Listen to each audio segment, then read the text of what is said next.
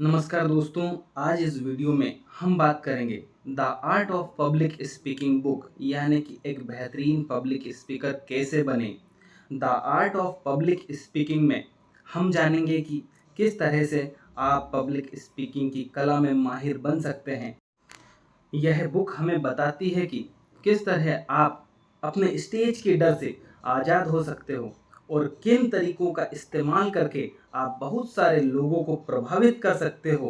अगर आप एक बेहतर पब्लिक स्पीकर बनना चाहते हैं या लोगों को प्रभावित करने के तरीके सीखना चाहते हो या फिर एक अच्छे लीडर बनना चाहते हो, तो यह बुक समरी आपके लिए है। इसके लेखक डेल कार्नेगी अमेरिका के एक लेखक और लेक्चरर थे। लोगों को सिखाते थे कि कैसे खुद में सुधार कर सकते हैं, किस तरह से वे कुछ बेच सकते हैं और कैसे वे बोलने की कला में माहिर हो सकते हैं। आज 100 साल के बाद भी लोग उनकी किताबों को पसंद करते हैं।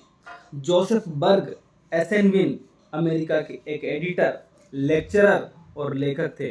उन्होंने दुनिया के बेहतरीन लेक्चरर की लाइब्रेरी में अपना योगदान दिया था, जिसके लिए वे जाने जाते थे। दोस्तों, यह किताब आपको क्यों पढ़नी चाहिए? आज के वक्त में पूरी दुनिया में लीडर्स की बहुत ज़रूरत है। हमें वो लोग चाहिए जो हमारे समाज को पहले से बेहतर बनाने के लिए काम कर सके। हमें वो लोग चाहिए जो एक बिजनेस खड़ा करके अच्छे प्रोडक्ट मार्केट में ला सके, जिससे लोगों का फ़ायदा हो सके। लेकिन सब कर पाने के लिए उन्हें एक कला में माहिर बनना होगा। वह कला है दोस्तों पब्लिक स्पीकिंग। जी हाँ, पब्लिक स्पीकिंग दुनिया का 7वां अजूबा है। दुनिया के किसी भी कामयाब व्यक्ति को ले लीजिए, उसमें यह ताकत होती है कि वो बहुत से लोगों को एक साथ प्रभावित कर सकता है। लेकिन बहुत से लोग स्टेज के नाम से कांपने लगते हैं। कामयाब तो हर कोई बनना चाहता है, कामयाब तो हर कोई बनना चाहता है, लेकिन जिसको फेस करने पर बड़ा से बड़ा व्यक्ति घबराता है। यह बुक आपके इस डर का समाधान है। यह आपको बताती है कि किस तरह से आप पब्लिक स्पीकिंग की कला में माहिर बन सकते हैं। अगर आपको जानना है कि किस तरह आप पब्लिक स्पीकिंग सीख सकते हैं या किस तरह आप गले और फेफड़ों की कसरत करके अपनी आवाज़ को बेहतर बना सकते हैं, या फिर आप जानना चाहते हैं अपने सुनने वालों को एक भीड़ में इकट्ठा करना क्यों ज़रूरी है, तो बुक समरी आगे सुनते रहिए। एक बेहतर पब्लिक स्पीकर बनने के लिए खुद के बारे में ना सोचकर अपने टॉपिक के बारे में सोचना होगा। हम सभी लोग गाड़ी चलाना किताब पढ़कर नहीं सीखते। अगर किसी व्यक्ति को गाड़ी चलाना सीखना हो तो उसे चलाकर ही सीखा जा सकता है। हर कोई उस पर से एक ना एक बार जरूर गिरता है। ठीक उसी तरह से अगर आपको पब्लिक स्पीकिंग सीखना है तो आपको लोगों के सामने जाकर बोलना होगा। शुरुआत में आपसे गलतियां ज़रूर होंगी, लेकिन वो सभी के साथ होती है। उन्हीं गलतियों से आप बेहतर तरीके से बोलना सीखते हैं। दुनिया के महान पब्लिक स्पीकर्स भी जब पहली बार स्टेज पर गए थे तो उन्हें घबराहट हुई थी। लेकिन पब्लिक स्पीकर बनने का मतलब यह नहीं होता कि आपको डर ही ना लगे। इसका मतलब होता है कि आपको उस डर को काबू करना आना चाहिए। अब आप सोच रहे होंगे कि किस तरह से आप अपने डर से आज़ाद हो सकते हैं। इसके लिए आप 3 तरीके अपना सकते हैं। सबसे पहले तो अपने बारे में सोचना छोड़कर अपने दिए गए टॉपिक के बारे में सोचिए। बहुत से लोग स्टेज पर जाते ही सोचने लगते हैं कि लोग उनके बारे में क्या सोच रहे हैं, या फिर कहीं वे देखने में कुछ खराब तो नहीं लग रहे हैं। आप यह सब ना सोचकर अपने मैसेज पर ध्यान दीजिए जो आप लोगों को डिलीवर करना चाहते हैं। इसके बाद अपनी बात को पहले से ही बेहतर तरीके से तैयार करके जाइए। बहुत से लोग बिना तैयार किए स्टेज पर चले जाते हैं और वहां जाकर यह भूल जाते हैं कि उन्हें बोलना क्या था। इस तरह से वे और घबराने लगते हैं। इसलिए हमेशा अपनी स्पीच को याद और प्रैक्टिस करके जाइए। इसके बाद अंत में जब आप बोलने के लिए जाइए तो यह उम्मीद कीजिए कि आप असल में बोलने में कामयाब होंगे। अपनी विनम्रता को बनाए रखिए। अपने डर को बगल में रखकर एक खुले दिमाग के साथ बोलिए। शुरुआत में सभी खराब करते हैं, लेकिन कुछ वक्त तक प्रैक्टिस कर लेने के बाद सारे ही लोग अच्छा बोलने लगते हैं। एक टोन में ना बोलकर अपनी बात के जरूरी शब्दों पर जोर दीजिए। गाने सुनते वक्त आपने यह देखा होगा कि उसमें अलग अलग धुन का इस्तेमाल होता है। जरा सोचिए, आपका मनपसंद गाना सुनने में कैसा लगता अगर उसमें सिर्फ एक तरह का धुन बजता और गाने वाला सिर्फ एक टोन में गाया जाता। कोई भी चीज अगर पूरी तरह से सिर्फ एक खूबी को दिखाए तो वो खूबसूरत नहीं लगती। सोचिए, अगर दुनिया सिर्फ एक ही रंग में रंगी होती तो कैसा लगता। आपके आसपास हर जगह सब कुछ सफेद रंग का हो जाए तो कैसा लगेगा। यहाँ पर कहने का मतलब बस इतना है कि बोलते वक्त कभी इस तरह से मत बोलिए कि सुनने वाले को लगे आप रट कर कुछ बोल रहे हैं। अपने टोन को जरूरत के हिसाब से बदलते रहिए और अपने वाक्य के जरूरी हिस्सों पर और जोर देकर बोलिए।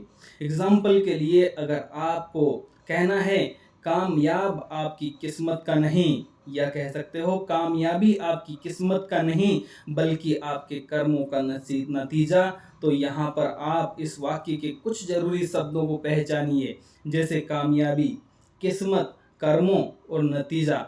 अब आप इन जरूरी शब्दों को थोड़ा सा जोर देकर बोलिए, जैसे ताकि ये शब्द सुनने में बाकी के शब्दों से अलग लगे। एग्जाम्पल के लिए, कामयाबी आपकी किस्मत का नहीं बल्कि आपके कर्मों का नतीजा होती है, इस तरह। लेकिन जोर देकर बोलने का मतलब यह नहीं है कि आप उसे चिल्ला कर कहें। इसका मतलब है उसे कुछ अलग तरह से कहना, ताकि सुनने वाला यह समझ जाए कि वो शब्द वाक्य के जरूरी शब्द हैं। अगर आप जोर देकर बोल रहे हैं तो उन जरूरी शब्दों को आराम से कहिए। अगर आप आराम से बोल रहे थे तो उन शब्दों को जोर से कहिए, या फिर आप उसे अपने स्टाइल में कुछ अलग तरह से कहने की कोशिश कीजिए ताकि वो बाकी के शब्दों से अलग लगे। अपनी बात के जरूरी हिस्से को अलग तरह से बोलने के 3 तरीके हो सकते हैं। सबसे पहला है अपने स्पीच को बदलना, दूसरा है अपने बोलने की रफ्तार को बदलना, और तीसरा है कुछ देर तक रुक कर बोलना। जब हम कुछ मज़ेदार बात बता रहे होते हैं तो हम तेज बोलते हैं, और जब कुछ खूबसूरत लम्हों की बात करते हैं तो हम आराम से बोलते हैं। इससे हमारे टोन अलग हो जाते हैं। इसके बाद अगर आप अपनी ज़रूरी बात को बोलने से ठीक पहले या ठीक बाद कुछ देर के लिए रुक जाएंगे तो वह बात बाकी की बातों से अलग लगेगी। या फिर अगर आप अपने वाक्य की शुरुआत तेज रफ्तार में बोलते हुए करेंगे और उसके अंत में उसे धीरे बोलेंगे तो वो भी सुनने में अलग लगेगा। इस तरह से आप अपनी स्पीच को आकर्षक बना सकते हैं। तो दोस्तों, अपनी बात के जरिए अपने लोगों में भावनाएं पैदा करने वाला व्यक्ति बहुत अच्छा स्पीकर होता है। इंसान हमेशा अपनी भावनाओं के आगे मजबूर हो जाता है। यही वो चीज़ है जो हमारी ज़िंदगी में रंग डालती है और इसे खूबसूरत बनाती है। अगर आप किसी तरह से अपने सुनने वालों के अंदर एक भावना पैदा कर सकें तो वे आपको बहुत पसंद करने लगेंगे। लोग इसलिए कॉमेडी शो ज़्यादा देखने जाते हैं और एक डॉक्यूमेंट्री कम देखते हैं, क्योंकि कॉमेडी में एक भावना को पैदा करती है खुशी। सिर्फ यही नहीं, सेल्स में भी जब हम ग्राहक की भावनाओं पर ज़्यादा ध्यान देते हैं तो हम अपने प्रोडक्ट को आसानी से बेच पाते हैं। लोग नया आईफोन इसलिए नहीं खरीदते क्योंकि वो अच्छा है। आईफोन ऐसा कोई भी फीचर नहीं देता जो सैमसंग या ओप्पो या वीवो नहीं देता। लेकिन अगर आपके सामने आईफोन और दूसरे स्मार्टफोन्स रख दिए जाएं तो संभावना ज़्यादा है कि आप आईफोन को ही चुनेंगे। क्यों? क्योंकि लोगों को लगता है कि उसे इस्तेमाल करने से उनका दर्जा उठ जाता है, उनकी इज्जत बढ़ जाती है, लोग उनकी वैल्यू ज़्यादा करेंगे। ये सारी चीज़ें लोगों को लगती है। भावनाएं हमारी ज़िंदगी को चलाती हैं, इसलिए अगर आप किसी तरह से भावनाओं पर काबू पा ले तो आप लोगों के दिलों पर काबू पा सकते हैं। किस तरह से आप लोगों में भावना पैदा कर सकते हैं? आसान शब्दों में प्रैक्टिस करके आप जिस भी टॉपिक पर बोल रहे हैं, आपको उसके अंदर पूरी तरह से घुसना होगा, उतरना होगा, उसे अंदर से फील करना होगा, उसे अपनी आत्मा में बसा लीजिए और उसमें पूरी तरह से उतर जाइए।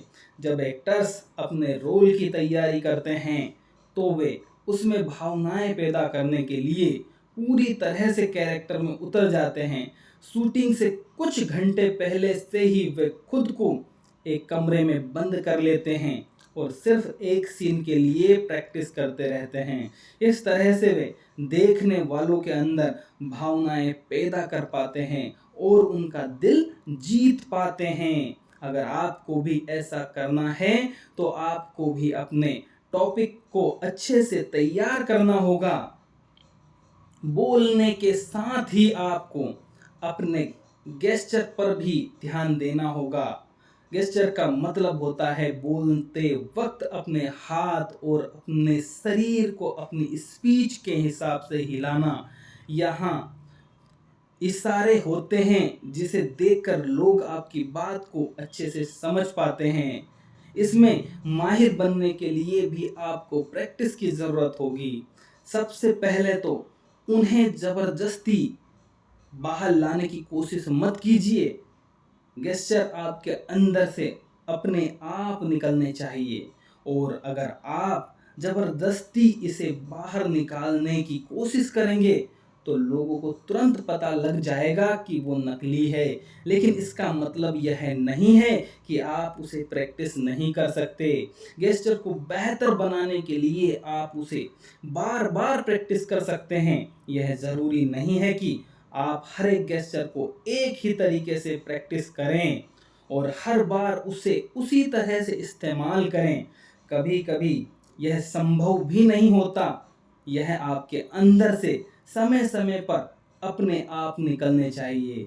आप अगर एक होनहार स्पीकर को एक ही स्पीच 2 बार देते हुए सुनिए तो आपको यह देखेंगे कि उनके गेस्चर बदलते रहते हैं।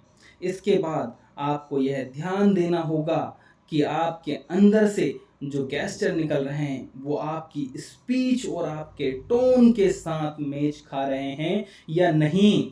बहुत बार हम ऐसे गेस्चर कर देते हैं जो कि बहुत ख़राब लगते हैं।